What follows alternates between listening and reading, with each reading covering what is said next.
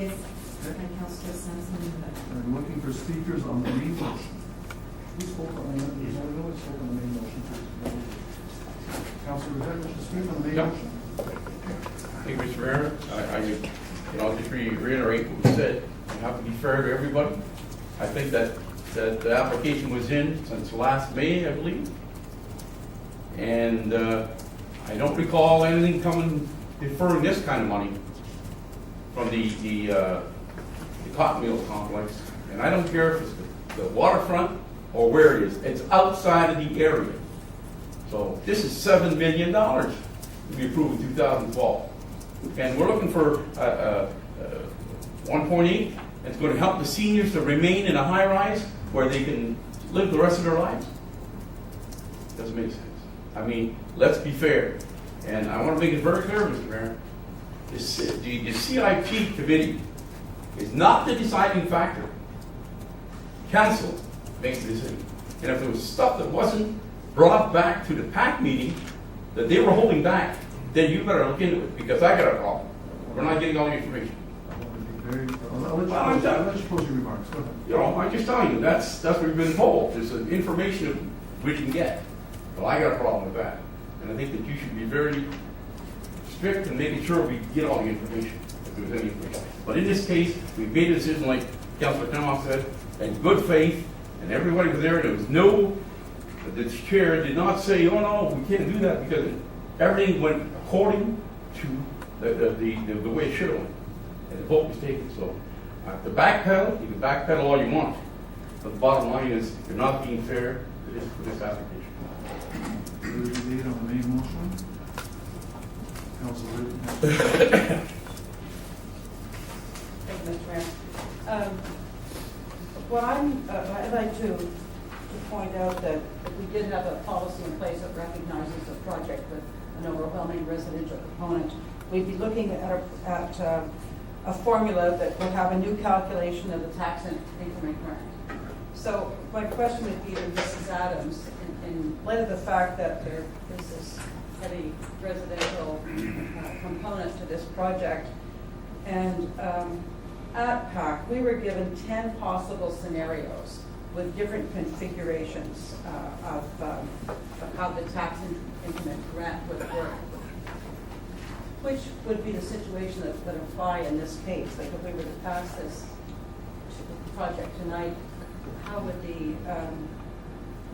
which one of the 10 and the formula that we looked at PAC, what would be the formula we follow for calculating the tax increment grant here on this project?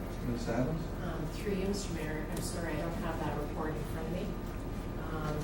The way the tax increment grant would improve, as I understood it at PAC, when it went to PAC, is that the residential component, oh here it is, so the residential component of that building, 100% for 10 years would be the tax increment grant. And then the commercial component for 10 years would be on the declining scale. So it's a scenario where it's really opposite to what the typical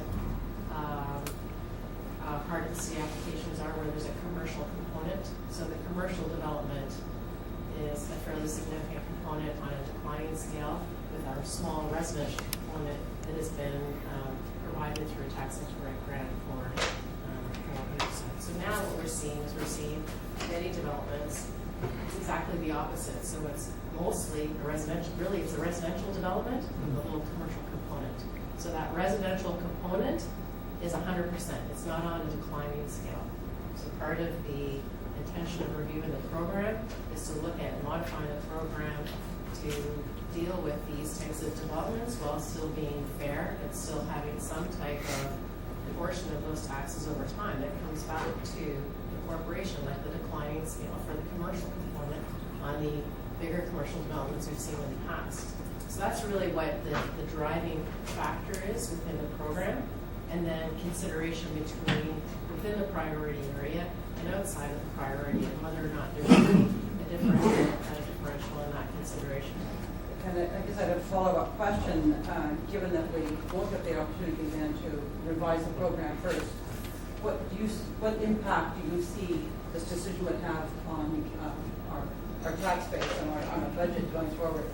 On the budget going forward, what we would expect is that whenever we're looking at the levy, this would, like these types of amounts would simply be added to the levy, so it would fall outside of that directive that we receive from council because it's revenue coming in and we gotta turn around and pay that rebate right back out. So really one is going to somewhat offset the other.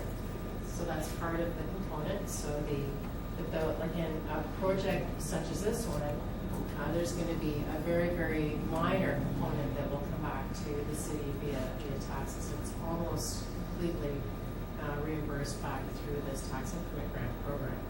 So would our levy be affected to make up for the deferred taxation?